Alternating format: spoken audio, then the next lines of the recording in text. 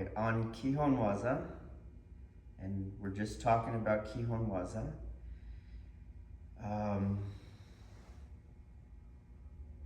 It's like a shape, and you want to replicate the shape. From there, you work with your teacher to understand the shape, use the shape, etc. So let's just start with the shape. Okay. First thing is going to be hand shape. The hand is going to have a cup aspect to your palm, but that is not made by squeezing your bones in like this.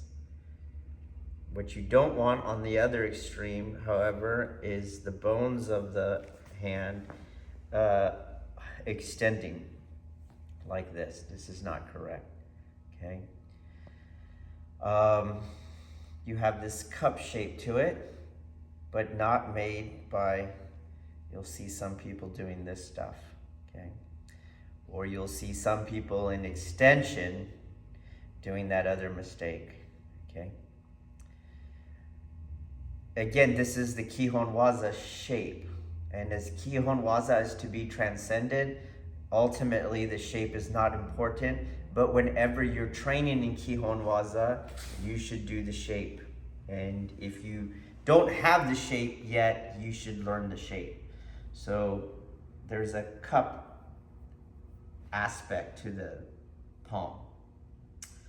Then your fingers are long, but not tense. If you tense your fingers, you're gonna tend to make that first mistake. You'll sympathetically tense the bones in your hand, okay? So my fingers are long, and I'll give little points as we go along here. In the beginning, you want to have that cup in your palm in alignment with your forearm bones to your elbow. So you don't want it here, this way. And then pay attention to this middle finger. This finger here, and I would actually say a point here between the middle and the ring are connected to that palm.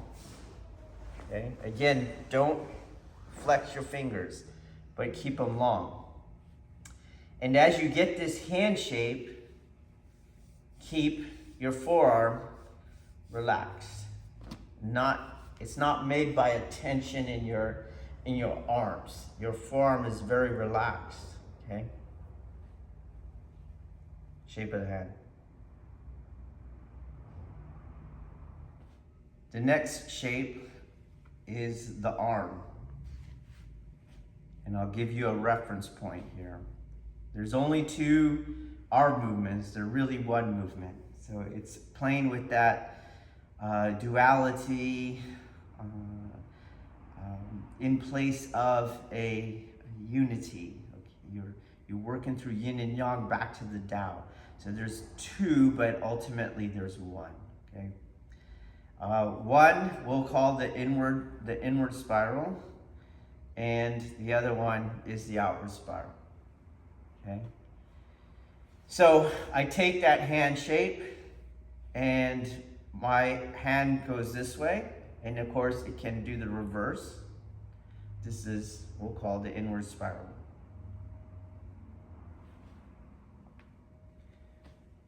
The outward spiral is just an extension of its reverse, and then an inversion of it. In, out. I'll give you reference points. It's your elbow. It is not made by your shoulder, ball and socket joint working, nor made by your hinging elbow. Both of those are incorrect. And you'll tend to do those in the beginner as you're muscling. You'll use your ball and socket joint. And it'll be indicative of that will be your elbow will come outside of your shoulder line. So we'll call your shoulder line your outer rim. Your elbow will come outside of your outer rim. Martially, you'll find that to be very ineffective. It'll open you up to a lot of things and you'll lose a lot of mechanical advantage. You'll probably injure your shoulders over the decades of training. If you're seeking leverage, which you don't want to seek in the art, you'll use the elbow hinge a lot. You'll see people use that elbow hinge a lot. Okay? So, as a marker, we'll say I got a line at my shoulder, a line halfway at my chest, a middle line, another line halfway to my chest, and then another shoulder line. So my elbow starts on that shoulder line, and when I do the inward spiral, it will come all the way to that middle line. And that is where you're going to see that it'll have its yin and yang phases. So as it's moving from the shoulder, it's in its yang phase. As the elbow hits my mid-pec here, it's starting to go in its yin phase, and at the completion of the center line, it is done. It can't go anymore. So the same thing, inward, boom, making these incorrect, making these incorrect. A way of thinking of it is it's really your elbow you want to be mindful of, not your hand. The hand does what it does. The forearm is relaxed as it is, but it is the elbow that's actually tracing that pattern. For the outward elbow or the outward spiral, it's going to cross over, okay? So down, it'll reach that midpoint and then come back to the shoulder line, okay? Not way out here, back to the shoulder line. A pattern you can keep in mind is that they make hearts. They make a heart. So if you look at our crest, in the back of the crest, you have a universal pattern, and in the middle of the universal pattern is a heart shape. So you can kind of use that as long as you remember that it's not the hand tracing it, it's the elbow tracing it. The elbow is tracing it. So take the hand shape and the arm shape, and in Kihon Waza, there's never going to be one side of your body that is making the shapes and the other one's not, okay? So for example, I wouldn't have this arm ever hanging or this arm hanging, so this one's in the shape and this arm's doing nothing. It's very relaxed, comes around, and then does this. No. So I keep the shapes at all times. Keep the shapes at all times. So body's in the shape. I'd move around in Juji-Nage. Boom. They're still in the shape, and they're gonna make the two shapes together, as opposed to something here, dead over here. Boom. They're making the shapes together. One, you'll see the inward spiral and the outward spiral on this hand. Boom. Again. Boom. Boom. Boom. Towards the camera. Starting to go. So this hand is starting outward. This hand is technically starting inward, and it's because it's yin-yang, but then they switch. So inward goes to outward, outward goes to inward. So here, this way, boom, and then from the back, it's doing that, boom, boom, boom. Again from the back, boom, Boom. All right, so a good drill on working on those hand shapes and arm patterns is the following. So I call this a micro drill. So your Kihon Waza are drills, and we're gonna take the hand shape and the arm shapes and the sense that both sides are working and make a micro drill just out of those things, okay? So you have katate, and you do the inward spiral and the outward spiral. Inward spiral, no. Inward spiral.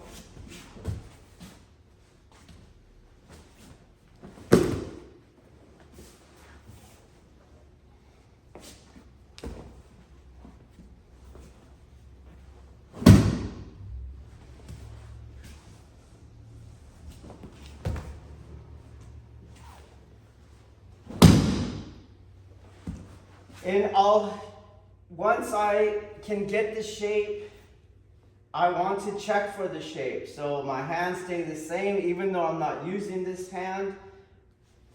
Keep that side of my body active. You kind of do an inward spiral here on the strike as you do the outward.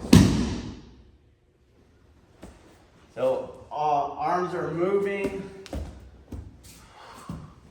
Moving.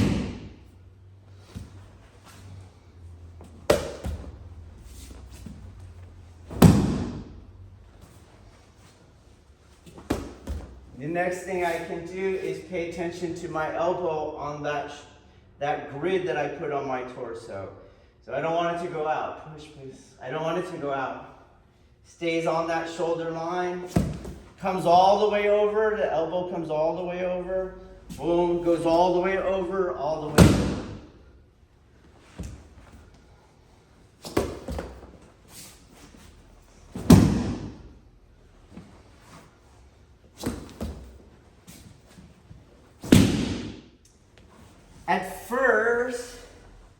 At first, you're going to flex everything.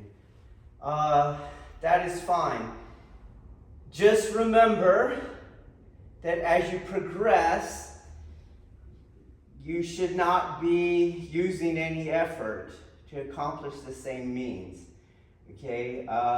So at first, you're going to think it's biomechanical and skeletal alignment, which is fine, but always task yourself with, no, it's not, okay?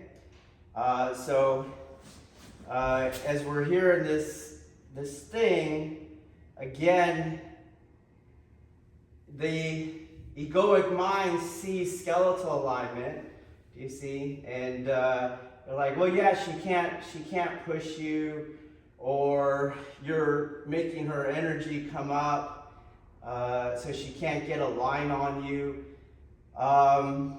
If she really tried, she'd push you over, but no, the energy goes back into her, okay? And you could do whatever. She could stand up, and she could push. So here you can't say I'm underneath it, okay? And it doesn't matter. That's not what's happening, okay? And likewise, as I do the pattern, let me just make the shape. Okay, so for example, you could change where she's at. Everyone might understand that she can't push so well that way biomechanically, but if she stands up and she's pushing on the elbow again, nothing happens, but at the same time, she can't push on the hand either. She can't push on the hand that way either. You see, normally you would think that would collapse, or you would think the elbow would push down or something, or as she comes from this angle on the elbow, she can't push the elbow that way either, okay? And you can see that I'm still relaxed. But at the beginning, it's fine. Over tense, what I would say, and but continually trust and gain faith in taking tension while keeping the shapes. That's your goal. get the shape, and then keep the shape as you take away more and more mechanical thinking and more muscle tension.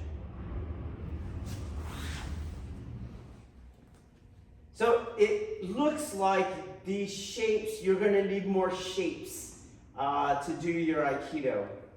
So you're like, where's my up and down robot arms? Yeah, it's not in the art. It's not in the Kihon. Don't do it in the Kihon. Okay. Where's my inward outward parry wax on wax off? It's not in the art. Okay. So with these two spirals, with this heart-shaped spiral, in combination with your Ashi Sabaki and your Tai Sabaki, you generate whatever you wanted to do with the elbow bend or whatever you wanted to do with the robot arms or the wax on, wax off. Okay? So keep that in mind, that I can only do these shapes, I can only do these two spirals, and then I have to make up whatever I want with how I move my body and how I move my feet. Okay? All right. Kihon Waza, shape. There is a shape to the Waza, and it too is going to be spiral in nature. And when we say spiral, you don't want to think two-dimensional. Nothing is two-dimensional in Kihon Waza.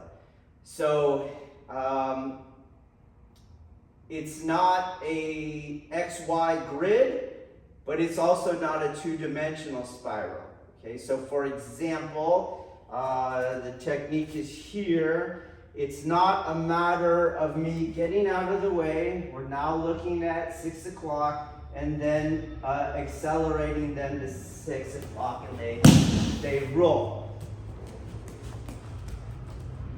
This is not the shape of the technique. You will not have the angle of cancellations that you want, and you're also not repeating the shape which is necessary for deeper understandings of the art. So the art is spiral in nature. And something to look for then is one, an angle cancellation. So let's define that. Let's say she just has a fighting stance, okay? And an angle cancellation is a diagonal line that is traversing the three planes of height, width, and depth, okay? So, for example, if I go this way straight across, it's an angle cancellation, but not as she comes around 360 with the elbow or what have you.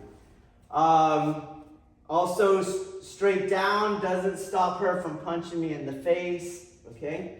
Instead, it's going to go diagonally in and down. And this will create mechanical checks, just simply put here, on all weapons in the three zones of height, width, and depth. So if she tries to kick, or she tries to punch, and that in effect will create a field of operation. We'll call it a zone of sanctuary, okay? In the technique Jujinage, that's what we called it. I don't care what you call it. Okay? In Jujinage, your hand is going to do, remember this hand is ultimately going to do the outward spiral this way. So that means it has to begin first inward. And you can see that you're creating a place that you can be and operate from in that check. Okay? So I get my body going. They're starting the movements. Boom. And I move into that spot. But I don't now accelerate her that way. This whole thing is going to come around her whole body, and she'll go that way. So just looking at the shape of the technique again, get your angle cancellation, move into your zone of sanctuary, and then she's going to go that way. Much different from here.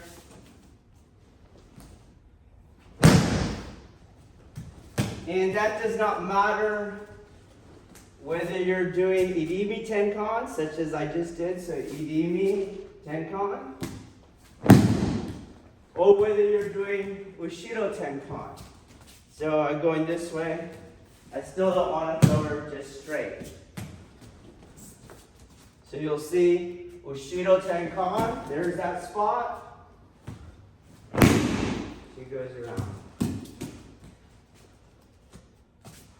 Boom.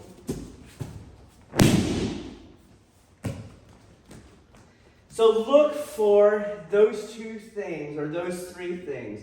An angle of cancellation, which is a diagonal cutting through height, width, and depth. The established zone of sanctuary, that's where you move, that's your axis of rotation. That gives you the final thing to look for, which is we're actually making a big spiral, okay? We're not using an XY grid. All right, the shape of my footwork in Kihon. So we'll do the Ushiro Tenkan one that you did. So let's do back here. Okay. So all the other stuff: hand shape, symmetry, spiraling shape, angle cancellation, zone of sanctuary. Move into it. You can if you want. I think you were doing the one where you stepped, so you brought her around. Now you're in it. There's the zone of sanctuary, and then you entered, okay? So, footwork, foot shape, okay? We'll scoot back to that. So, one, there's the zone of sanctuary. This is where I do my rotation, okay? I'm not gonna throw her that way. She's gonna go around me, okay? So if we remember her body, it's coming around. Right here, you'll see a triangle. This is your opening, your suki for irimi. You need a yin space that you can enter in. Okay, this is where I enter. You be over here, please. Okay. Sorry. What I don't want to do is accelerate her elbow. I'm not accelerating her elbow. I'm going to move into the Adimi space. So as she's about to go around, like use me for balance, okay? As she's about to go around, this is all light in here. This is where I step, and I put my body here. By doing the Ushiro Tenkan version, boom, this is where my body goes. So the reference point is an X. She's going to make a curve. I am rotating. The shape is spiraling, but in there is an idimi. And the reference point is going to be like an X shape. So as she's coming around, I go this way, but she goes that way. This is different from a parallel shape. We're parallel to each other. Boom, and I go this way. She goes around me.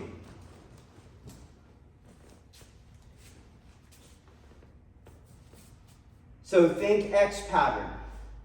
When you do the X pattern, the next shape I would like you to keep is that your back foot does not float, because now you're rotating with her and you're going to lose your throwing geometry. And again, that doesn't change whether you're here like this.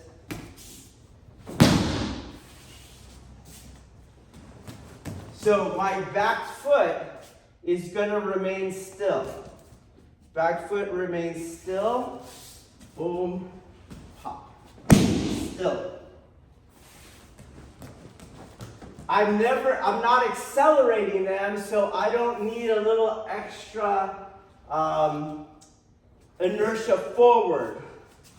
So on this one, I come this way, you have a lot of having to put weight on that front foot. It unweights the back foot and it starts to float on you. I'm not doing that. I'm going to make a triangle in the middle of her circle, and that creates a topsy-turvy effect in her body. So 1, 2. So 2 things on the foot shape, or the leg work, the footwork. There's an X pattern to your throw. She goes on the circle, Irimi goes across the circle. And then secondly, your back foot does not float, okay? We'll do.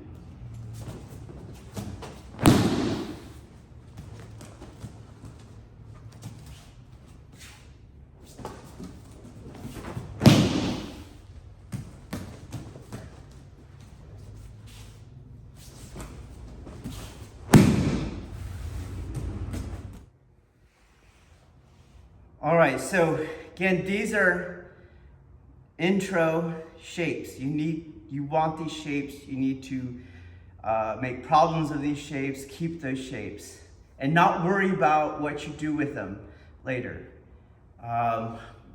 What you do with them is ultimately what all those podcasts are talking about. Okay? These are the shapes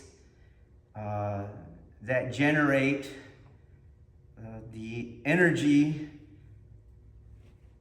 stimulations or requirements necessary for accessing the God mind. You're going to also do things with these as you progress mechanically in your Kihon Waza. So, for example, tasking yourself with the back foot being grounded is going to require you to shift your weight in a much different way than you would if you can float your back foot. But with your back foot grounded, then and only then can you start to gain access to the internal aspects, where you're more kokyu projecting them than you are accelerating them. There's no acceleration in Aikido Nage Waza. You're going to project that center against a tactical architecture that is deconstructing their base of support, which means that foot needs to be grounded, and I'm actually in Irimi going to attack the planted leg. And for me, that's not a beginner application of Kihon Waza, so that's why it's not in this video. But if you look on our YouTube channel, you'll see lots of techniques where we always attack the leg. And you truly then are doing a triangular displacement. That's truly Irimi. But you don't want that in the very beginning. Also, be careful when you do that version with your partners who have learned how to roll for acceleration throws. Once you actually deconstruct their base of support and project their center out of it, they're finally being thrown. They're not taking a roll. And so they don't know how to be thrown, and they don't know how to land from having been thrown, and they'll likely get hurt, and they will almost definitely think that you are an asshole, okay?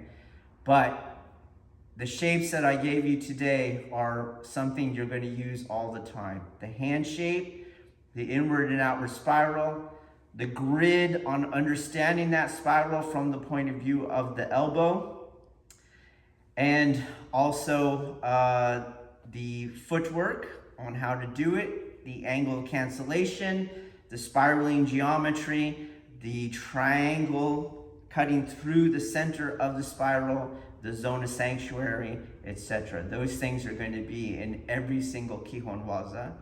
And don't forget the little side note, as you're working these shapes, what you want to do is more and more and more release, especially muscle tension, even if it is euphemistically referred to as extension. Extension is not correct. you're still in tension, and intention is also not correct. This is not an imaginary thing, okay? So you don't want to use your mind to imagine these things. Use the reference points that I gave you on your body and the concepts that I gave you. You cannot imagine or intend your way to these shapes.